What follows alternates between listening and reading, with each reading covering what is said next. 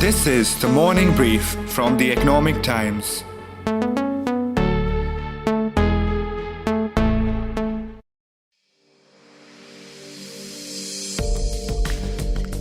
$2,783. That's the number of multinational companies which have quit India lock, stock and barrel since the year 2014. Quite a statement there, made by Commerce and Industry Minister Piyush Goyal himself last December. Only this month, the world's largest cement company Holcim exited the Indian market 17 years after it set up operations here. German cash and carry retailer Metro AG also mandated bankers to find it a buyer for its India business, a market it entered in 2003. For someone who's been tracking multinationals for over a decade, the data I put together for this episode left me wondering: tight regulation, policy flip-flop, or heavy taxation? Inability to understand the complex blend of many regional markets that make up India, or intense competition from local companies who are gung-ho about Atmanirbhar Bharat and Make in India. It's Friday, the 27th of May. You're listening to the Great MNC Migration on the Morning Brief, and I'm your host, Ratna Bhushan. Let me refresh your memory. Remember Telenor, Hutchison, AT&T, Etisalat, Docomo? They all disconnected India after their licenses were either revoked or competition was getting ugly. Citi recently shrunk its operations in India, much like several of its peers in the past. UBS, Barclays, Deutsche Bank, Royal Bank of Scotland. Old school retailers Carrefour and their new age cousins Shopee bid goodbye too. Consumer companies GlaxoSmithKline or Heinz or Henkel decided to realign their brands and businesses that included iconic brands like Horlicks and Complan. Drug maker Daiichi Sankyo sold out to Sun Pharma after a spate of messy litigation with brothers Malvinder and Shivinder. And how can I miss out on cars and two-wheelers? Ford, which left after piling up losses of over $2 billion, Harley-Davidson, Fiat, and General Motors have all shut shop in India in the past 6 years. A series of exits that left behind collateral damage and some 64,000 job losses. This late Sunday evening is to do with one of the largest M&A activities in our times, and I am talking about Holcim's plans of exiting India and selling its Indian assets of Indian companies of ACC as well as Ambuja. Well, the other big stock in focus is Lever, and this is a deal worth about 32,000 crores. HUL is buying GSK Consumer's healthcare business in India. As far as Harley-Davidson and its India plans are concerned, it's come to a standstill. It's almost bye-bye for Harley-Davidson in India. The company is exiting the country, closing that manufacturing facility they had in Bawal, and they are going to significantly reduce the size of their sales office in Gurugram as well. It's no secret that Ford was languishing in India. The August data, in fact, shows that it had a little less than 2% market share, and that's been the story for pretty much the last 25 years that Ford has existed in India. So today they finally announced that they're wrapping up operations. Whatever happened to ease of doing business?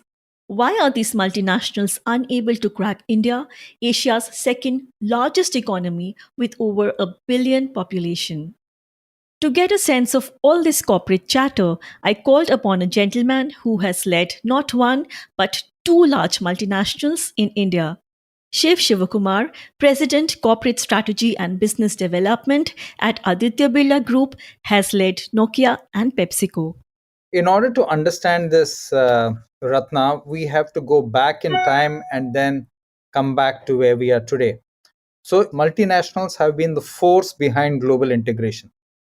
MNCs, by and large, are faceless and anchorless to consumers or to anybody in the world.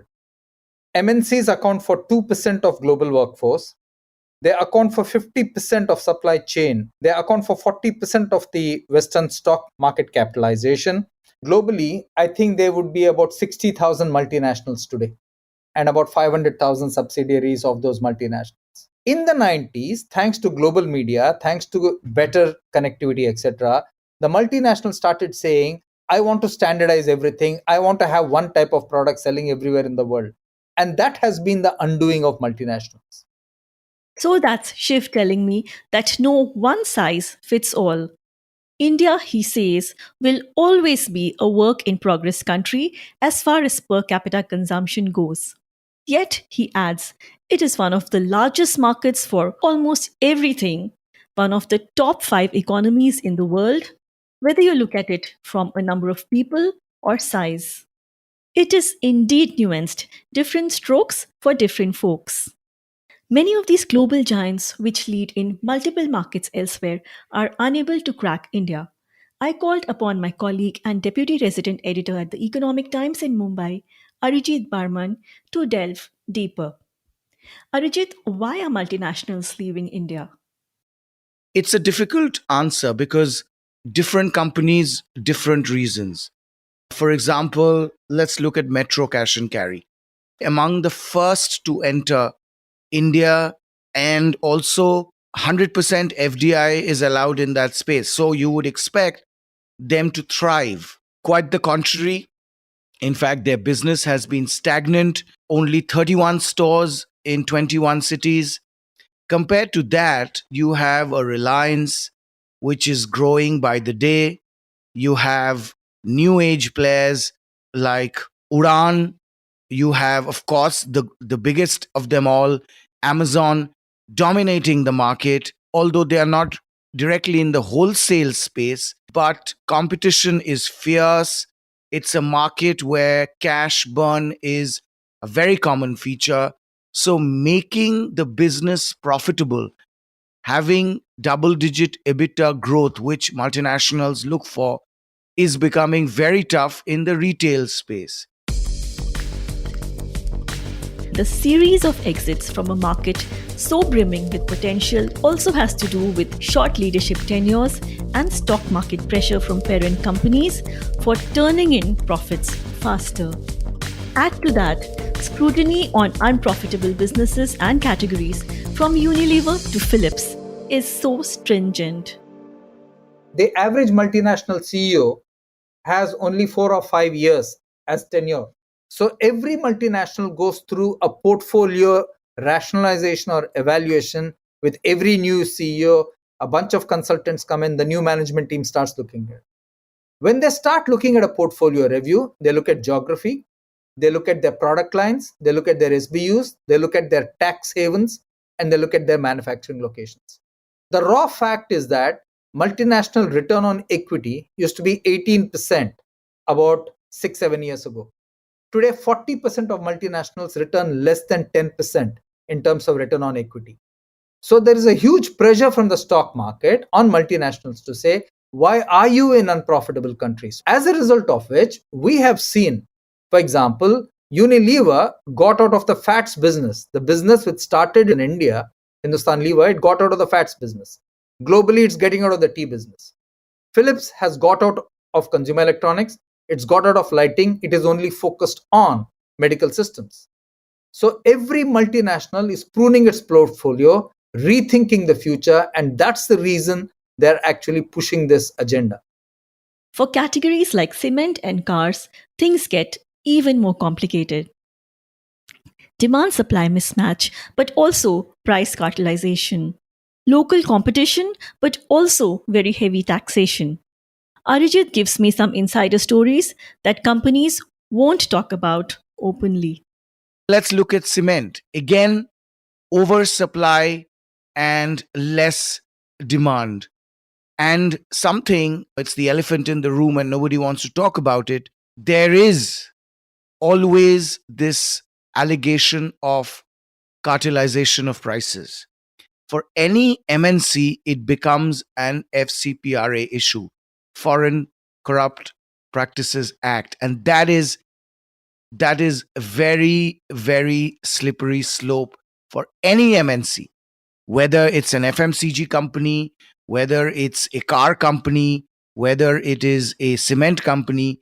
these issues are absolute no-goes for them. So I would presume, although nobody will say it out loudly, in the case of Wholesome, the unsaid word was price cartelization, and the fact that even after 17 years of being in India, being the second largest player, they were just not comfortable with this issue. Look at the auto companies like Ford or Fiat. Again, series of issues ranging from competition, which is good for the consumer, but very bad if you are the manufacturer. That's number one. Number two, bevy of taxes. And that often becomes the case for even players like an Harley Davidson. Harley Davidson is on the top of the line segment, very heavily taxed because most of their equipment and parts are imported. So, therefore, with such taxation, it's very difficult for them to actually run a successful shop. Now that we heard everything about why it's not so easy to be a multinational in India, are Indian companies upping their game too? For every Fiat, there's a Maruti. For every city, there's an ICICI. For every Carrefour, there's a Reliance. As Shiv puts it, you just can't paradrop here without going through the rigors of the marketplace. So the way to think about it is, when do multinationals win in another country, and specifically India? When they have commitment to India or they have a board member as a sponsor. When their products are made for India or fine-tuned for India. When they leverage scale, okay, when they leverage their global scale and implement locally. When they actually develop local talent. And finally, they develop local partnerships. If you just fly in as a multinational and say, look, I've paradropped here and I want to bring you the best practices of country X, Y, or Z, you're absolutely bound to fail. Through the heady 1990s and 2000s, globe-trotting multinationals rode the liberalization wave on global size and financial muscle, all of which led to massive inflow of foreign investment. Various state governments have offered tax holidays for global companies looking to shift their base from a pandemic hit China, and foreign direct investment is still coming to India. But despite all this, ease of doing business remains questionable in the country, be it for foreign or Indian companies. See, it's a question of coming in and realizing that life is not so simple. The Observer Research Foundation came up with a report. And according to that report, there are 26,000, and I repeat, 26,000 laws and procedures for which an entrepreneur or a proprietor or an owner or a promoter can be jailed in India. Okay, some of those laws are bizarre, and non compliance not just means penalty, it basically makes you a criminal. Some of these laws are equal to sedition. Some of these laws are almost as if an entrepreneur is waging a war against the sovereign. I was absolutely blown when I read the numbers, and I said, and I repeat myself, 26,000 laws and procedures for which you can go to jail. Is this ease of doing business? I'm not so sure. A Parliamentary Standing Committee report tabled in February 2021 said India ranks lower than Vietnam, Taiwan, and Thailand as a preferred investment destination for companies shifting out of China. So, are the big global guys misreading India, whether it's cars or banks or retailers? If you look at banks, India used to be dominated by multinational banks about 15 years ago. Today, the multinational banks don't exist. Most of them are only focusing on the wholesale part of the trade. You look at cigarettes, ITC is a quintessentially local Indian company. They make cigarettes at the lowest possible cost structure in the world. Okay, so they're obviously doing exceedingly well. Where multinationals have actually done well in the area of food is QSR. You look at pizza, you look at Burger King, you look at Kentucky Fried Chicken, you look at McDonald's. They source locally, but they have a standard way of selling it globally. That's one place where a lot of multinationals have done well globally, whether it's Russia, whether it's China, whether it's India. But otherwise, in most of the places, the average multinational has got very bureaucratic, has got very matrixed, as a result of which their ability to display agility and speed is very, very, very slow. And that hinders them. At one level, you have a huge size, at another level, you have a low speed, and hence your momentum is really weak. MNCs leading in many countries, failing to crack the Indian market. Despite the much hyped Indian middle class potential the management books talk about all the time. Arijit, tell me, does the outflow of foreign capital imply that global size and muscle are increasingly losing relevance? Yes, to a large extent, that's true. It's also important to understand that a lot of these global companies are themselves refocusing their strategy, refocusing on what is core and what is non core. Look at GSK, look at Heinz. They were sizable portfolios. They include brands which we all are familiar with, have used them, and literally have grown up with Complan and Horlicks. But they wanted to sell it simply because that was not part of their core strategy. GSK, for example, wanted to be more of a pharma company and less of a FMCG or a consumer company. So all your beverages, all your toothpaste, etc., became non core for them. The other factor, I would say, is this myth. And I would call it a myth because I have very strong personal opinion about this, is this whole great Indian middle class. I've been hearing this from 2009-10, and I would put people like NCAR responsible for creating this euphoria when they pegged this 150 million number as to be this great Indian middle class, of which 20 million were rich. Now, this was 2009-10 NCAR number. Now, interestingly, just few years later, in 2006, 3 years before actually, the NCAR number became very popular. Hansa Research, another global company, came up with a report on the middle class in India and actually said something, and I quote this from that Hansa report. It says, in fact, no one really has a fix on this nebulous entity called the Indian middle class. Then that's a fact. Nobody really knows. Yes, liberalization has helped a lot of people uplift from where they were 10 years, 15 years back. But now, nobody still has a fix. Is it really 150 million? Is it a lot less?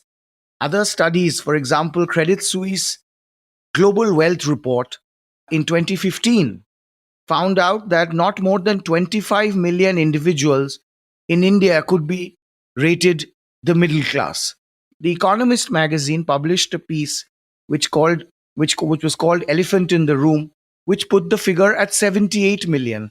Now imagine if you are a CEO or a marketing person or a strategy head, which number will you go with or rely upon? From televisions to cars, the devil does lie in the details. In other words, adapting products to local needs couldn't be more critical. Do you have products for India? So let me give you an example. In the television industry, most multinationals who produce televisions in the West have a decibel level which would be maximum, let's take index 20 or index 25. In India, the same index needs to be about 75 or 100 because the ambient noise in India is very, very high. And for years, Western multinationals who were producing televisions didn't recognize that. Whereas many other people from Asia, whether it's the Samsungs or the LGs of the world or the Indian companies, recognize that. So I remember one of the managers of an Asian TV company telling me The televisions in India, Shiv, are essentially a TV screen with boom boxes built around it. The boom boxes are more important than the screen. And that's so very true. So I think not tailoring your products for what is required here. So adapting your products to local needs is absolutely crucial. But are Atmanirbhar Bharat and Make in India two powerful slogans the government flagged off in recent years, sending signals that India is self sufficient? If you look at the top 10 economies in the world, Ratna, almost all the economies have some policy or the other which favors, shall we say, localness. It can be localness of talent. For example, in South Africa, if you hire a local person, then you get a particular amount of money to train the person. So whether it is talent, whether it's using the ecosystem, whether it's using the access to what the country can offer you, people do promote localness, because finally you have to promote self-sufficiency in whichever manner and form. And especially for large economies and large countries, that will always be front and center. However, Arijit has a counter view. Hear out. They do give a signal that we are open for business, which is why the government is also subsidizing in many cases. But again, in the long run, I do not think import substitution works. It's a great political strategy, and politicians from around the world, from Trump to Macron to Trudeau to Boris Johnson to Sri Narendra Modi, everyone uses that. Import substitution in the long run does not work in a global economy or in a globalized economy. We have to have free trade. If you want FDI, you should also allow market access, give market access to others, and have that reciprocity, because you cannot really clap with one hand. So I would say FTAs, free trade agreements, which are beneficial to India, often they are one-sided, but which are beneficial to India, are a much better way, perhaps, along with schemes such as PLI, to make things like manufacturing work. But most important, Ratna, and I repeat myself, clear the regulatory cholesterol. And it's really all about, to quote a cliche, think local, act local. From coffee to phones, it's the local partner which will tell you the truth, not the guy back home in your foreign market. But as Arijit puts it, thinking local cannot be the only mantra, especially for a growing economy like India. Localize, value growth, and FDI inflows are equally crucial. Let's also be clear. For every Holcim, there's an ArcelorMittal or a PayU or a Tesla or engineering company John Cockerell, which are either planning to enter India or expand base. Shell just made a large acquisition to enter solar power generation. In Parliament, Minister of State for Corporate Affairs Rao Inderjeet Singh said more than 17,200 new companies were set up in the country during April to June of 2021 despite COVID. FDI inflows are at its highest levels, $83.57 billion for the financial year 2021-22 as per Commerce Ministry data. That's a 20-fold increase since the financial year 2003-04. So India is still shining for many, but not for all. From often misreading the diverse mini-regional markets that make India, to complex regulation, to heavy taxation, to tedious land acquisition procedures, multinationals need large doses of tenacity and vision. And one needs oodles of patience to master India. We're signing off with the belief that changes for good are round the corner. I'm Ratna Bhushan, and you've been listening to the Great MNC Migration on the Morning Brief. This episode was produced by Bhavya Dilip Kumar from The Economic Times and Varun Kapahi from Awaz. Sound editor Saundarya Jayachandran from Awaz and Rajas Nayak from The Economic Times. Special thanks to Anirban Chaudhary. Executive producer Arijit Barman from The Economic Times. We're signing off and hope you enjoyed listening to the episode. Please do share the episode on your social media networks. The Morning Brief airs every Tuesday, Thursday, and Friday. Thank you for listening and have a nice day ahead. All external sound clips used in this episode belong to their respective owners. Credits are mentioned in the description box.